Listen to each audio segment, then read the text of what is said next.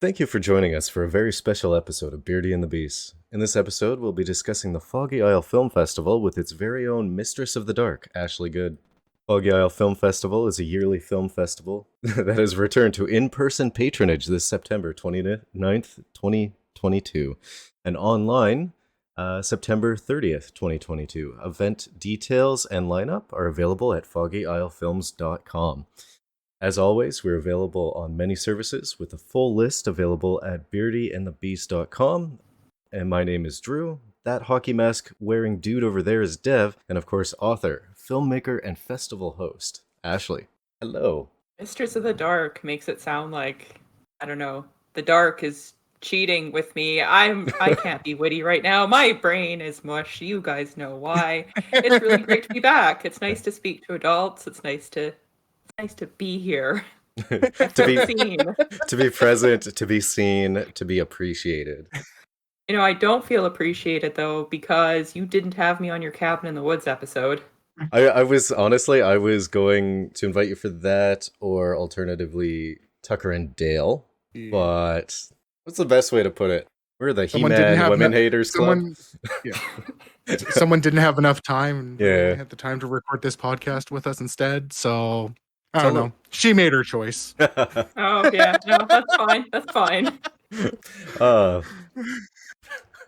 Fun fact, I actually own a Cabin in the Woods Tucker and Dale combo DVD. No idea why they actually paired those films together, but they are both in my top 3, so I had to buy that. I can't imagine why those two films would be paired together. There's clearly no genre connection whatsoever between those two films. Oh, yeah. Or are we being sarcastic? I was gonna do it. Actually, this cool thing. Did you know they are both horror films of the horror comedy subgenre, like the Foggy Isle Film Festival? But the thing I actually wanted to bring up was... No product placement in our podcasts. I'm sorry. First, I'd like to apologize to your audience in case I sound like a rambling schizophrenic, but I have a fan theory linking Cabin in the Woods and The Good Place. And it kind of, oh my god, what's that movie called? It wasn't actually very good. I'm sorry, director Drew Goddard. Bad Times at the that hotel movie. Did you guys watch it? No. Shit. Okay, well, I'll look up the title of that later. Anyway. Already looked. Are you talking Bad Times at El Royale? That's the one. I was slightly disappointed in that, considering how much I love Cabin in the Woods, which, again, you didn't invite me to be on that episode. I've long since forgiven you for that, though. Okay, so you guys know the engineers, kind of not the architects, but the engineer people in Cabin in the Woods. They're controlling everything behind the scenes. Yeah. Have you watched The Good Place? No. Evan, you have. Yeah. You just said that? Excellent. Okay, so the architects. They kind of have the same role in both the series and the movie. Yeah. Both Drew Goddard films. The Bad Times at the El Royale also has people behind the scenes kind of controlling things. And I just noticed it was an interesting kind of connection between all of Drew Goddard's work. I think he's clearly just trying to show how Hollywood pulls the strings, much like Spielberg was in E.T. I do too, but if you, really want to read into Bad Times at the... I actually do think... But anyway, Drew's little theory in that E.T. episode, I think was quite accurate. But anyway, Bad Times at the El Royale. I don't know how into, quote-unquote conspiracy things you guys are, but that kind of has ties to the whole U.S. government midnight climax thing they did before. I think it was in the 70s or whatever, when they used to dose Johns with LSD and then secretly record them. I have not heard of this. That happened. Yeah, it sounds like a legit U.S. government. Okay, so anyway, if you can, a smarter mind than I could totally connect the works of Cabin in the Woods, The Good Place, and Bad Times at the El Royale. Also, just a fun shout out to Cloverfield. I like that movie. I like his work. There. My fan service to Drew Goddard. The connection that we like from Cabin in the Woods is more related to like the Whedonverse, as in the reason why they left In Firefly, the reason why they left the Earth that was because of the events that happened in Cabin in the Woods. Yeah, and when that happened in Cabin in the Woods, that's all the Hellmouths opening in Buffy and Angel. Drew Goddard was also a writer on Buffy and Angel. What? Almost like they worked with Whedon a bunch. Almost like I read Wikipedia beforehand. I can sound smart by reading Wikipedia too. I can Google. I can pull up IMDb when we start randomly talking about directors. I don't have Drew Goddard pulled up right now. Nope, not at all. Did I ever tell the two of you how when I was in college I had to take women's studies for my diploma, and I am a little bit of a contrarian sometimes, and I was like, I'm going to pick a man to write about as a feminist icon. And I wrote about why Joss Whedon, and particularly Firefly, why they could be considered like the feminist icon, feminist works. Years later, I realized how wrong that was, because like Joss Whedon's kind of a piece of shit, but I still like his work. That being said, I mean, I remember around Buffy and Firefly and all that, he was a feminist icon. Yeah, he was. Almost like, and then you know. Yeah, I've been thinking about doing like a legit video essay on my like ET Hollywood exposure theory, and I'll probably end up pulling you in because you have insights and knowledge to the workings of big Hollywood. Can you change my voice for that episode? Just do the yeah. It's more like just change the voice, but make sure you like introduce her properly, but just change the voice. Sounds like something I'd do. So gee. Oh gee. I would happily be a part of your rambling ET video essay. Honestly, I think there's something to your theory, and your audience should go back and listen to that episode if they haven't already. You discussed some good things on there. Anyway, before this takes a really dark turn, I'm here to talk about Hollywood. my film festival, the Foggy Isle Film Festival, which is going into its 4th year this year. We highlight dark comedies, horror comedies, kind of little niche indie short films like that. I've been lurking your Instagram because you've been posting screenshots of the various films, and there's a few things that I like here as far as the ones that have been posted for this year. And I think the one that stuck out most to me was probably the vegan vampire. Just that picture of the vampire girl holding the pamphlet that says beans on it. Like, I'm super looking forward to this just based off of that picture. That one's quite funny. Yeah, the vegan vampire, directed by Rashi Sethi. She's from BC. I want to say Vancouver, but very talented new filmmaker. It's a very funny short. I'm also looking forward to Witchy just because I'm intrigued as to what's going on there. Because there isn't really any trailers. I'm doing this based on only a little bit of information. And I'm just like, as always, excited for the lineup because you put in a good lineup. Thank you. Yeah, Witchy, directed by Liz Manashil. I hope I pronounced her last name correctly.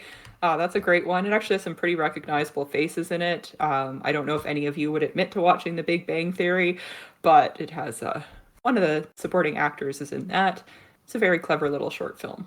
I think the one that caught my eye was the Hell on Cotton Hill, because all I can think is like, bring forth the holy hand grenade. Yeah, you're gonna like that one. I mean, what's not to like about stuffed rabbits mauling and eating people? That's all you need to know about that one. It's great. Oh, and shout out to the director of Hell on Cotton Hill. That is Russel Whaley. One of the things that I appreciate that you do really well when you construct these is the actual configuration of the lineup. There's a pacing to it. So it's not just a bunch of things thrown in a pile. It is more of a case of like you've studied tone and you're doing things like contrasting films together, like in their placement in the lineup. I think it's very well thought out and creates a very unique and interesting experience, especially when it's filled with such good films.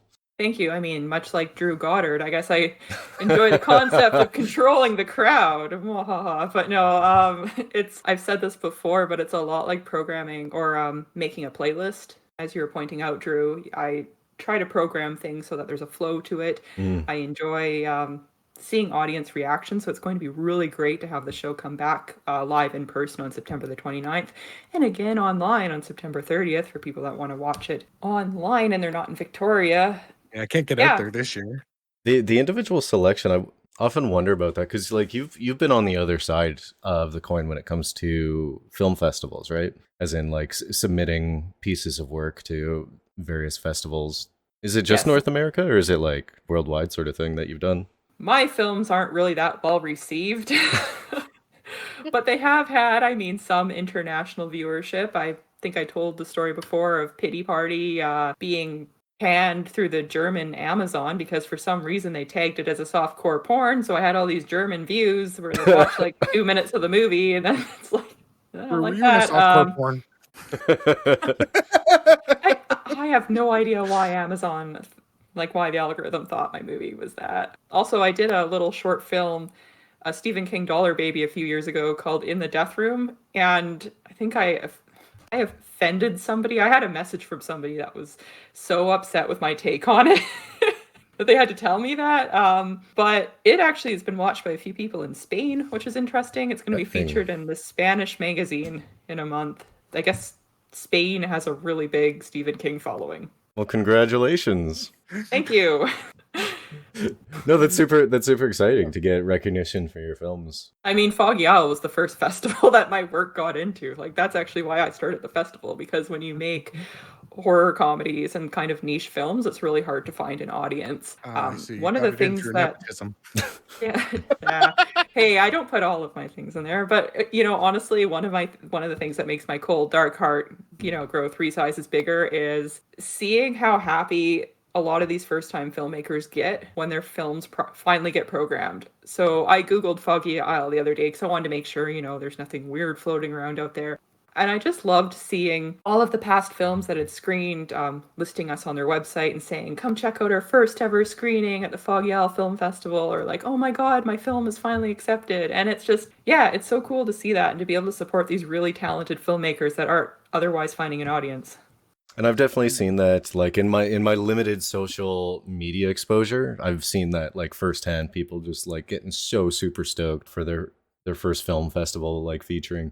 And then when I see their product, I'm just like, this is excellent. Like I haven't been let down by any of the films in the three.